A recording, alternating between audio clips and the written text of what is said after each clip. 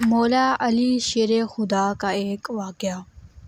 ایک مرتبہ مولا علی جنگ نہروان کے لیے اپنے گھوڑے پر سوار ہو رہے ہوتے ہیں کہ ایک نجومی مولا علی کے پاس آتا ہے اور کہتا ہے، اے علی، یہ جنگ آپ مت لڑیں کیونکہ آپ کا ستارہ گردش میں ہے، آپ یہ جنگ بری طرح ہار جائیں گے۔ مولا علی اس کی بات سن کر گھوڑے سے نیچے آ جاتے ہیں اور اس نجومی کو کہتے ہیں، اچھا تم ستاروں کے حال جانتے ہو؟ اس نے کہا، ہاں میرا کام یہی ہے، میں ستاروں کو دیکھ کر انسان کا حال بتا سکتا ہوں اور آپ کا ستارہ گردش میں ہے، اسی لیے آپ کو بتایا ہے کہ آپ یہ جنگ ہار جاؤ گے۔ مولا علی نے اس نجومی کو کہا، اچھا وہ سامنے ایک گھوڑی ہے جو پیٹ سے ہے، بتاؤ اس کے پیٹ میں نر ہے یا مادہ؟ اب وہ نجومی خاموش۔ مولا علی نے کہا، تم تو کہہ رہے تھے کہ میں ستاروں کے حال جانتا ہوں، یہ تو تمہاری نظروں کے سامنے ہے، تم تو اس کا حال بھی نہیں جانتے۔